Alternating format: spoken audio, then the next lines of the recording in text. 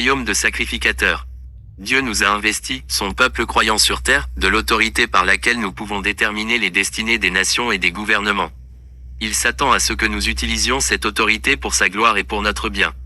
Si nous ne le faisons pas, nous sommes redevables des conséquences. Tel est le message de l'Écriture révélé à la fois par les préceptes et les exemples. Cela est confirmé par l'expérience personnelle de nombreux chrétiens et est écrit sur les pages de l'histoire des nations. Dans les chapitres suivants, nous allons examiner des exemples spécifiques à partir d'événements récents de l'histoire mondiale et des annales de l'histoire de l'Amérique. Mais tout d'abord, dans ce chapitre, nous allons étudier le fondement biblique de cette autorité. La parole de Dieu dans la bouche de l'homme. Le parcours du prophète Jérémie nous donne un bon exemple. Dans les 10 premiers versets de Jérémie 1, Dieu déclare qu'il l'a mis à part comme prophète des nations, 1 sur 5. Jérémie proteste en réponse de son incapacité à remplir ce rôle et dit « Je ne sais point parler, car je suis un enfant ».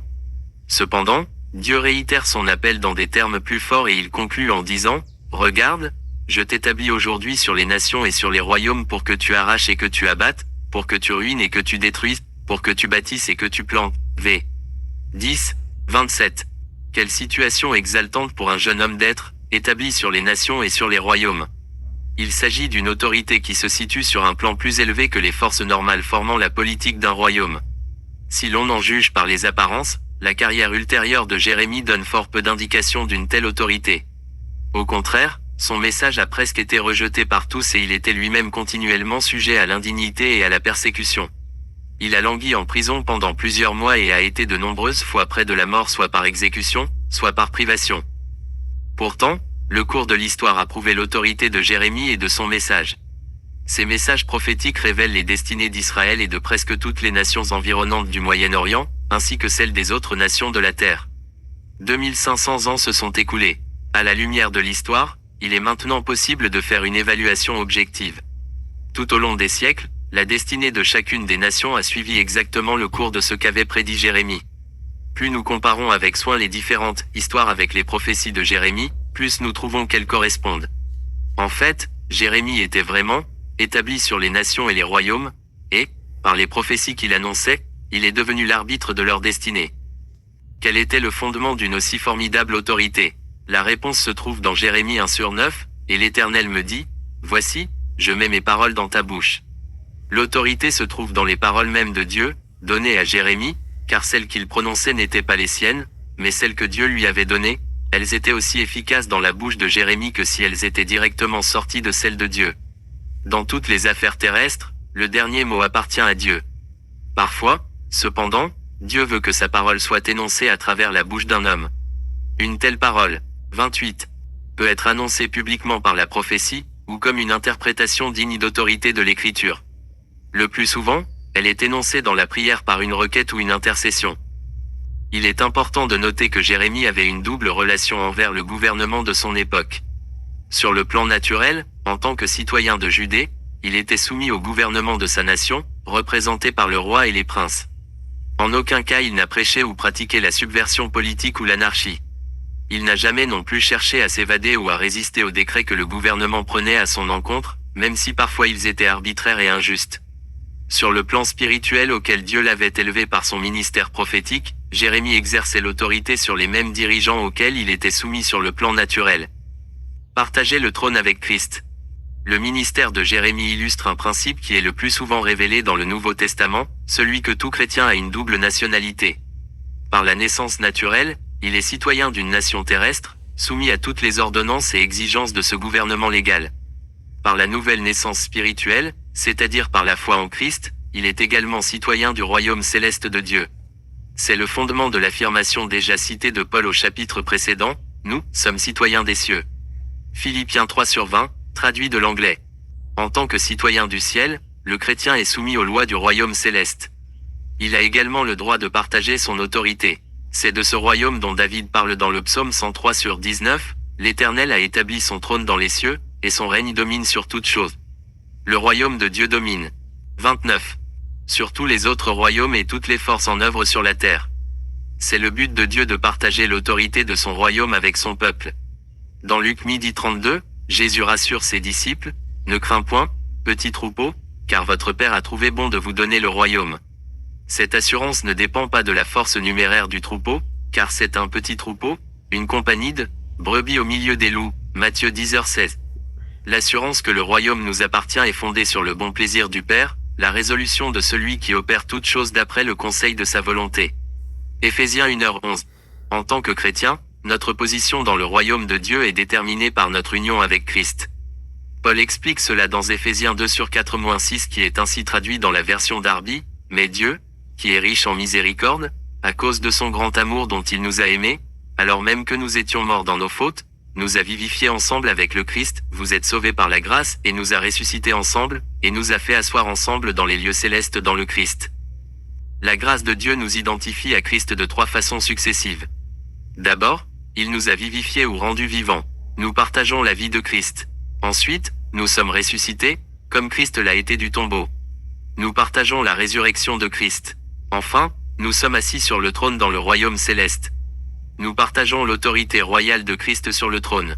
Aucune de ces 3 actions ne se passe dans le futur.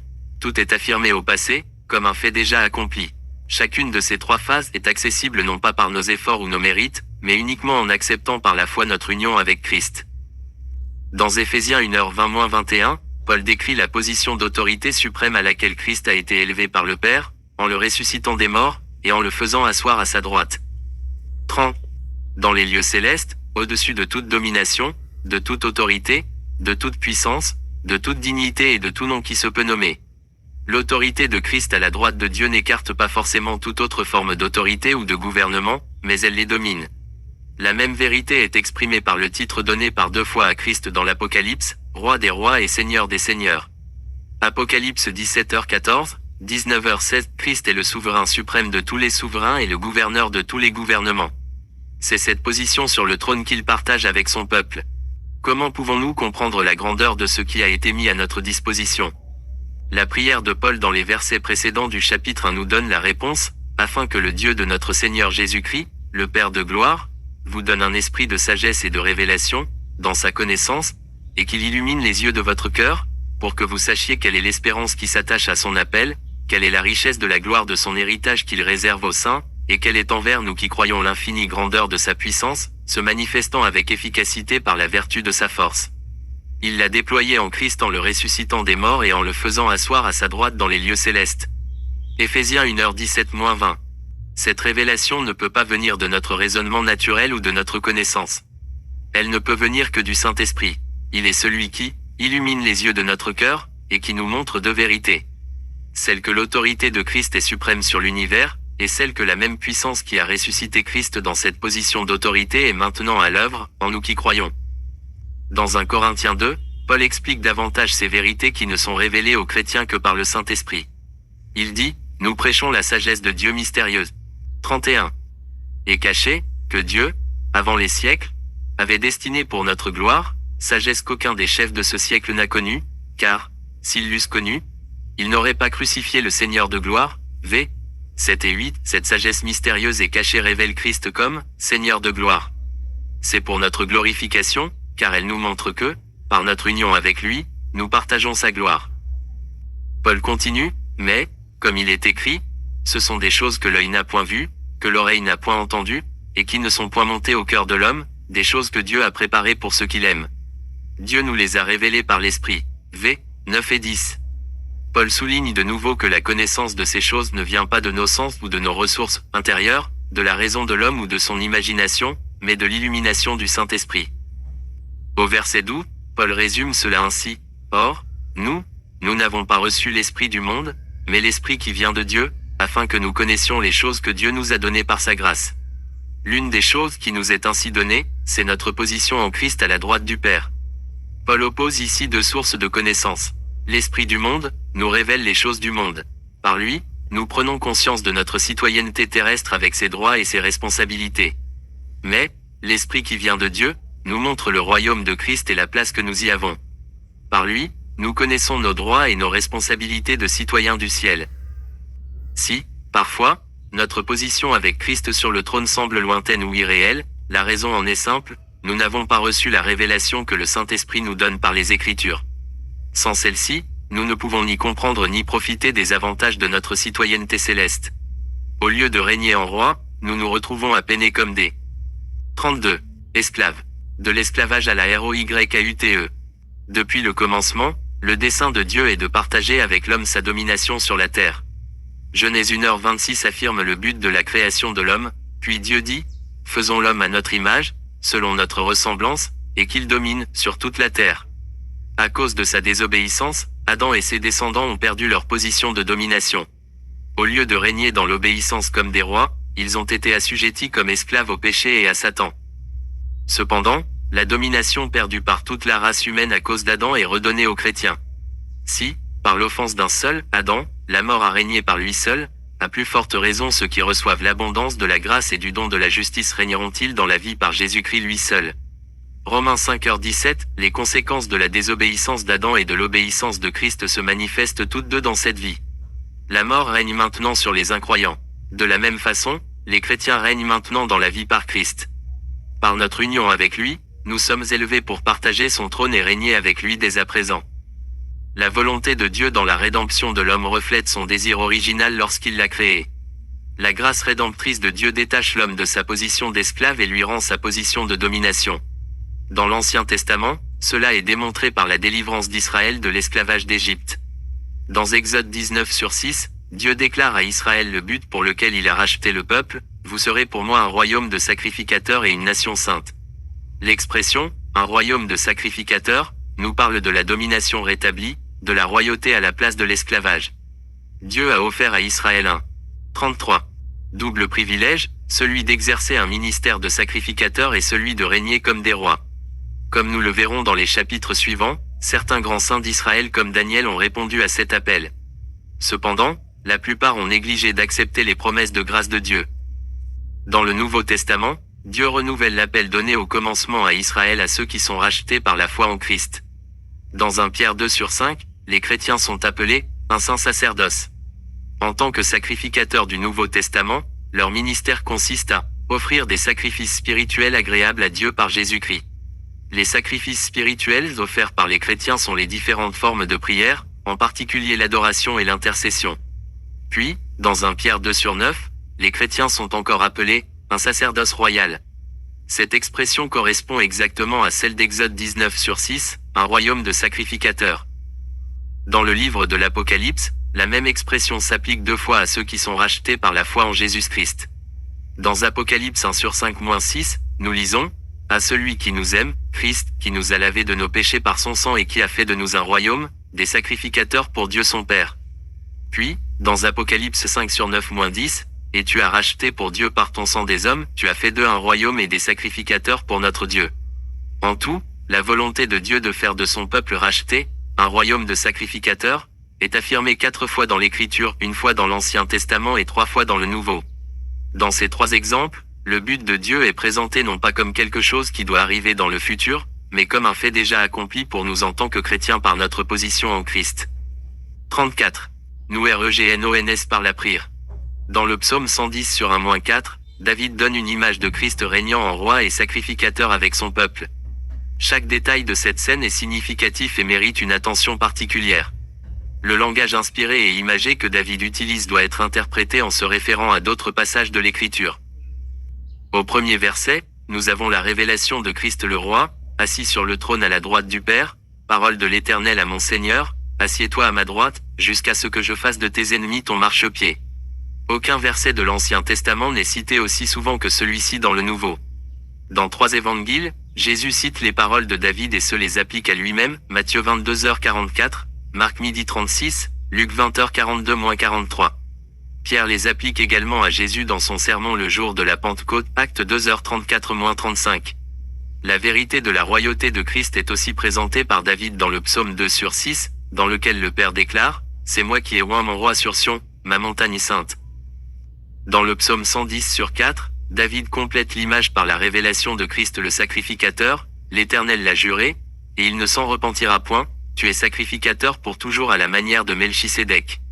Tout l'enseignement de l'Épître aux Hébreux sur la fonction de sacrificateur de Christ est fondé sur ce verset du psaume 110. L'auteur de l'Épître nous indique qu'en Melchisédek se trouvaient réunies les fonctions de roi et de sacrificateur. Melchisédek était sacrificateur du Dieu très haut. De plus il était, d'après la signification de son nom, roi de justice, ensuite roi de Salem, c'est-à-dire, roi de paix, Hébreux 7/1-2. Voilà le double ministère que Christ exerce maintenant à la droite du Père.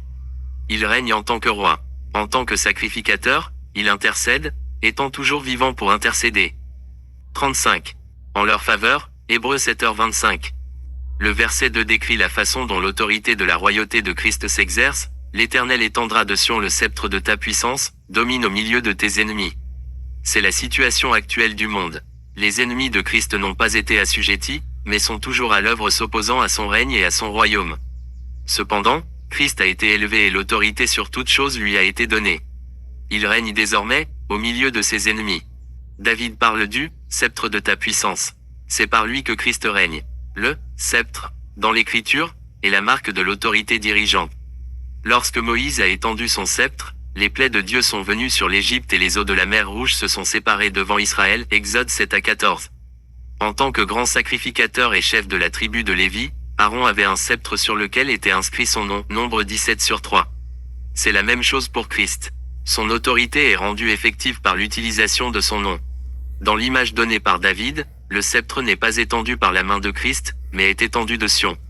Dans toute l'Écriture, Sion est utilisé pour désigner le lieu du rassemblement des enfants de Dieu. Parlant à des chrétiens, l'auteur des Hébreux dit, « Mais vous vous êtes approchés de la montagne de Sion, de l'assemblée des premiers-nés inscrits dans les cieux. » Hébreux 12-22-23, par notre citoyenneté céleste, nous prenons place dans l'assemblée réunie à Sion. Ici, nous avons notre rôle à jouer dans le double ministère de Christ. En tant que roi, nous régnons avec lui. En tant que sacrificateur, nous partageons son ministère de prière et d'intercession. Nous ne devons jamais chercher à séparer ces deux fonctions. Si nous voulons diriger en tant que roi, nous, 36, devons servir en tant que sacrificateur. L'exercice de notre ministère de sacrificateur est la clé de l'exercice de notre autorité royale. C'est par la prière et l'intercession que nous exerçons notre autorité dans le nom de Jésus. Cette image que donne David illustre à merveille le ministère de prière de l'Église. Dans le monde, les forces du mal se déchaînent de toutes parts, rejetant l'autorité de Christ et s'opposant à l'œuvre de son royaume. Mais, au milieu de tout cela, les chrétiens se rassemblent en ordre divin en tant que rois et sacrificateurs. À travers cette assemblée, le sceptre de l'autorité de Christ, exercé en son nom, est étendu par leur prière. Dans chaque direction vers laquelle le sceptre est étendu, les forces du mal sont obligées de se soumettre, et Christ est alors exalté et son royaume progresse. Tous les chrétiens attendent le jour où les ennemis de Christ seront définitivement et complètement assujettis, et où il sera publiquement manifesté et universellement reconnu en tant que roi. La Bible promet que ce jour viendra. Nous ne devons donc pas laisser la promesse glorieuse du futur nous empêcher de voir la réalité de la position actuelle de Christ à la droite de Dieu. Christ règne déjà maintenant, au milieu de ses ennemis, et nous régnons avec lui.